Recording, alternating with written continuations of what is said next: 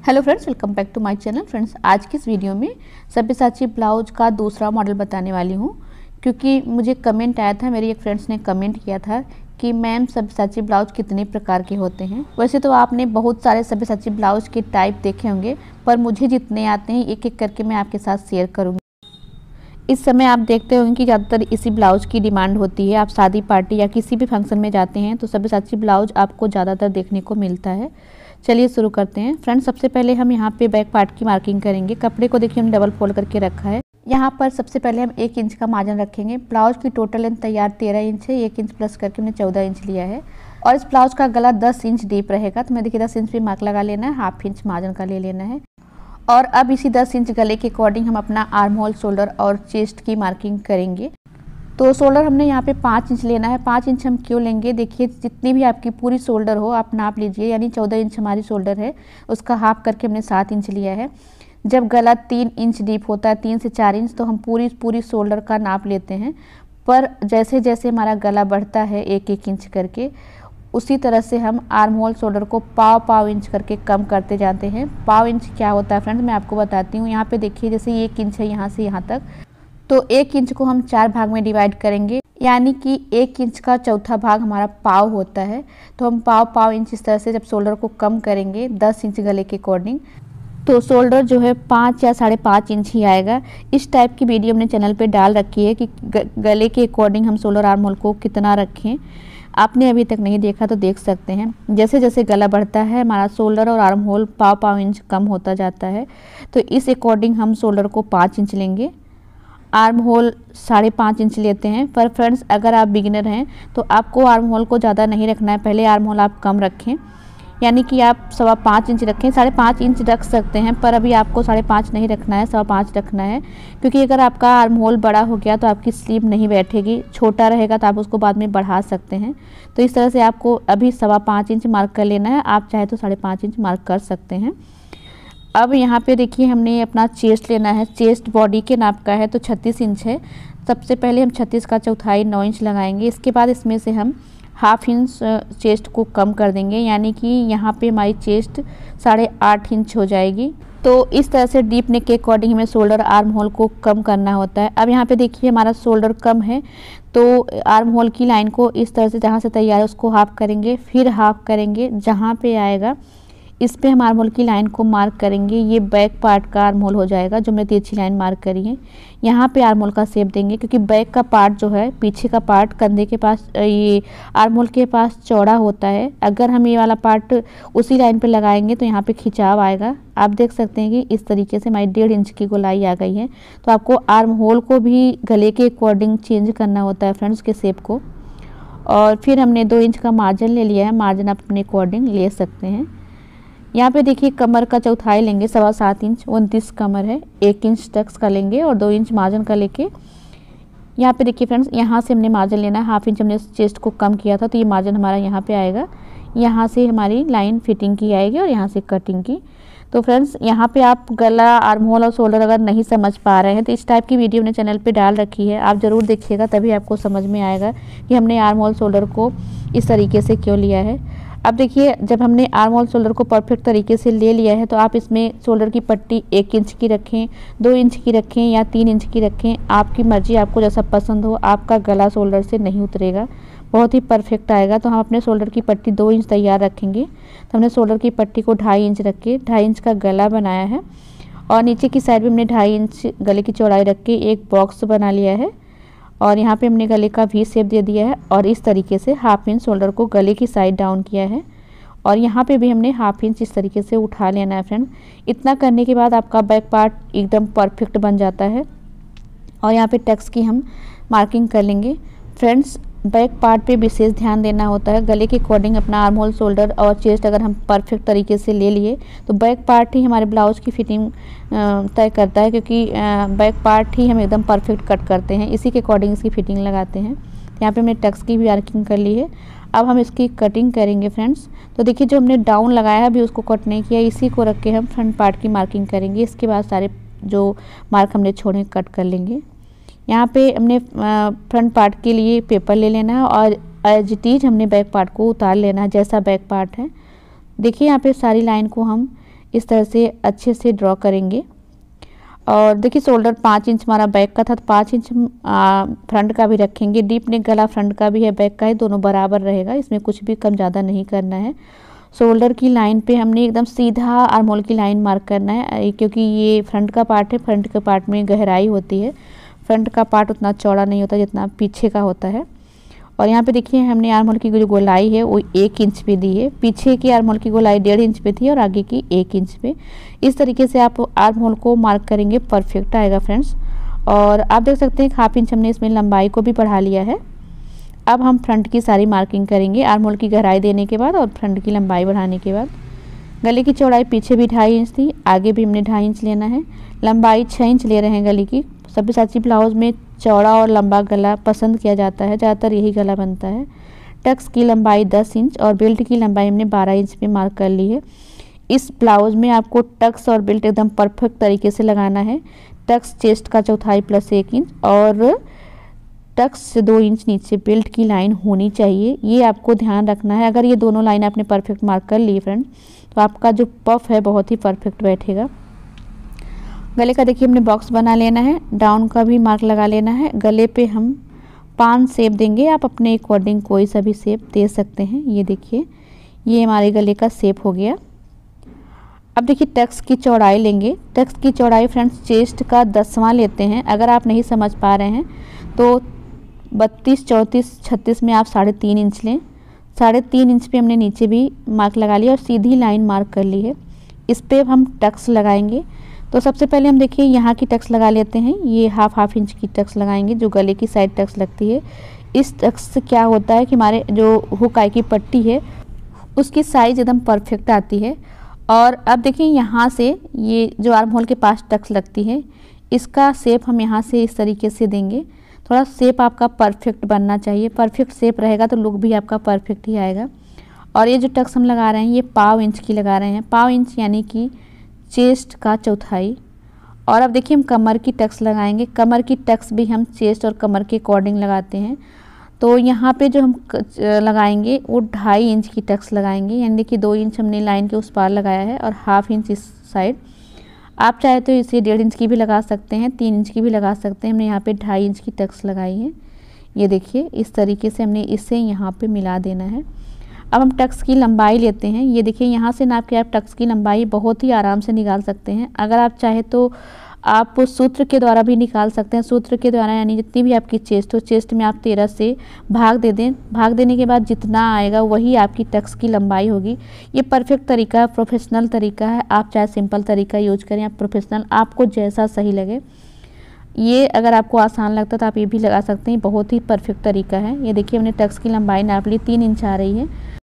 तो इस तरीके से 3-3 इंच नाप करके हमने मार्क लगाना है। ये देखिए इस तरीके से। और ये जहाँ पे हमने टक्स लगाई है यहाँ से इस तरह से बेल्ट का शेप मिला देना है। आप देखेंगे कि बहुत ही परफेक्ट शेप आएगा। और जब तक आपका शेप परफेक्ट नहीं आता है, आपको शेप अच्छे से देना है। यहाँ पे देखिए 3.5 इंच है, फिर हमने यहाँ से भी 3.5 इंच ही लेना है ताकि दोनों साइड का पार्ट बराबर रहे। चेस्ट जहाँ पे तैयार है उससे 1 इंच अंदर इस तरह से लेकर हमने लाइन को सीधा मार्क करना है। और अब देखिए हम यहाँ पे शेप देंगे, इस तरह से शेप को बनाएंगे। शेप जितना राउंड आएगा उतना ही परफेक्ट लुक आएगा इस ब्लाउज का। तो देख सकते हैं फ्रेंड्स, आप इस मार्क को नाप लें, जितना इस साइड है उतना ही आपका दूसरी साइड भी यहाँ पे भी आना चाहिए, तभी आपका ये शेप जो परफेक्ट बनेगा। इस तरीके से आप किसी भी साइज का ब्लाउज बना सकते हैं। जितना आपकी टक्स की चौड़ाई हो, सेंटर से आपको उतना ही दोनों साइड लेना है। चेस्ट का 10वां आपको टक्स की चौड़ाई लगानी होती है। तो इस तरीके से हमने सारे मार्क लगा लिए हैं। ये सिंपल तरीका है और परफेक्ट तरीका है फ्रेंड्स। अगर आपने इसे एक बार समझ लिया तो आप किसी भी साइज का ब्लाउज बना सकते हैं। अब देखिए हमने बैक पार्ट को लेना है। बैक पार्ट को यहाँ पे रख के इस तरह से ये जो हमने उठाया हुआ मार्क है वहाँ पे लगा देना है, ताकि हमारा दोनों पार्ट जो है बराबर से आए। और इस मार्क को हमने यहाँ पे मिलाना है, ये देख सकते हैं। तो इस तरीके से हमारा दोनों पार्ट फ्रंट और बैक सिलते समय बराबर आएगा, एक भी पार्ट छोटा बड़ा नहीं होगा। तो आप देख सकते हैं फ्रेंड्स कि यहाँ पे हमने 3 टक्स का मार्क लगाया है, पर इन तीनों टक्स को हम जो है क्लोज कर देंगे, यानी हटा देंगे कटिंग करते समय। कटिंग कर लेते हैं। तो जैसे से हमने मार्किंग करी है उसी टाइप से कटिंग कर लेंगे। ये देखिए सबसे पहले हम बेल्ट को कंप्लीट करते हैं। तो देखिए बेल्ट वाले पार्ट को, ये जो हमारा टक्स है ये यहाँ से कट करेंगे। कट करने के बाद देखिए यहाँ पे रख के पिन लगा देंगे। इस तरीके से जो टक्स का कपड़ा था वो क्लोज हो गया, यानी अंदर चला गया। और अब हम कमर की मार्किंग करेंगे। देखिए कमर 7.25 इंच थी, यानी 29 कमर थी, उसका चौथाई 7.25 इंच और 2 इंच का मार्जिन लेंगे। इतना कपड़ा हमने इसमें एक्स्ट्रा लेना होगा। और यहाँ पे जब हम जॉइंट करेंगे फ्रेंड्स, तो इसमें भी जो है 1/2 इंच सिलाई में जाएगा। तो इसके लिए भी हमने यहाँ पे 1/2 इंच लेना है। तो यहाँ पे इस तरह से मार्जिन एक्स्ट्रा कपड़ा लेके हमने इस लाइन को मार्क कर लेना है। ये देखिए अब हम फिर से बैक पार्ट लेंगे। ये देखिए यहाँ पे रखेंगे और इस वाले मार्क को उतार लेंगे ताकि हमारा फ्रंट बैक एकदम से सही हो जाए, परफेक्ट हो जाए, यानी बराबर हो जाए। ये देखिए ये वाला पार्ट हमने कंप्लीट कट कर लिया है। अब हम देखिए दूसरा पार्ट कट करेंगे। यहाँ से देखिए ये वाली टक्स पहले हटाएंगे। इस तरीके से हम यहाँ से हटा देंगे, यानी निकाल देंगे। और इस वाले को भी हम इस तरह से कट करके निकाल देंगे। बहुत ही परफेक्ट तरीका है फ्रेंड्स, बस थोड़ा सा समझना होगा। अगर आपने समझ लिए तो ये आप डिजाइनर ब्लाउज बहुत ही आसान तरीके से किसी भी साइज का बना। तो देखिए यहाँ की भी टक्स हमने इस तरह से क्लोज कर देनी है। पिन लगा देंगे इस तरीके से और जो हल्का सा कोना दिख रहा है इसे कट कर देंगे, बस हल्का सा कट करना है। ये देखिए तो इस तरीके से इस ब्लाउज में 3 पार्ट होते हैं। अब इसे हम कपड़े पे कट करेंगे।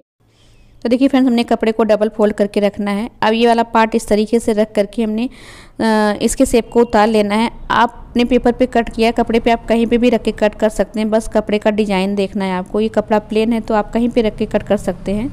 इसे हमने एज टीज उतार लिया है। बस हमने देखिए नीचे की साइड यहाँ पे 1/2 इंच एक्स्ट्रा लिया है और आगे की साइड भी हमने 1/2 इंच एक्स्ट्रा लिया है। आप चाहे फ्रंट ओपन बनाएं या फिर बैक ओपन बनाएं, लेकिन आपको ये वाला पार्ट एक्स्ट्रा लेना होगा इसमें। इस तरीके से देखिए हमने 1/2 इंच एक्स्ट्रा लिया है मार्जिन का। अब इसे हम अलग करते हैं, दूसरा पार्ट कट करेंगे। तो आप इस तरह से रख के देख लें कि आपका पार्ट कहाँ पे सही से आ रहा है और जितना हो सके आप कपड़े को बचा सकते हैं अगर आपने पेपर पे कट किया है तो। बेल्ट कटिंग करते समय आपको ध्यान देना है कि जो है आपका बेल्ट अलग ना हो। अगर आप फ्रंट ओपन बना रहे हैं तो कोई बात नहीं, और अगर आपका ब्लाउज बैक ओपन है तो आप जो बेल्ट का पार्ट हो जॉइंट होना चाहिए, नहीं तो दोनों बेल्ट अलग अलग हो जाएंगे। और बेल्ट के पार्ट को आपको एज टीज उतारना है। इसमें हमें कहीं पे भी मार्जिन नहीं लेना है, बस यहाँ गोलाई के पास 1/2 इंच ऊपर करके मार्क लगाएंगे, बाकी एज टीज उतारेंगे जैसा बेल्ट का पार्ट है। अब देखिए हमने इस वाले पार्ट को यहाँ पे रख के मार्क लगाना है। यहाँ पे आप देख सकते हैं कि आपका जो कपड़ा बच रहा है इसमें आप छोटी स्लीव आसानी से कट कर सकते हैं। तो छोटे अस्तर में आप छोटी स्लीव आसानी से बना सकते हैं। इस वाले पार्ट को देखिए हमने उतार लिया है। इसमें हम दोनों साइड से 1/2 इंच का मार्जिन लेंगे, क्योंकि इसमें सिलाई का मार्जिन दोनों साइड रहेगा। दोनों साइड से इसको जॉइंट करेंगे, सिलाई में जाएगा। और अब हम इसको कट कर लेंगे। तो देख सकते हैं कि आपने बहुत ही आसान तरीके से ब्लाउज की मार्किंग भी कर ली है और अब इसकी कटिंग भी कर लेंगे।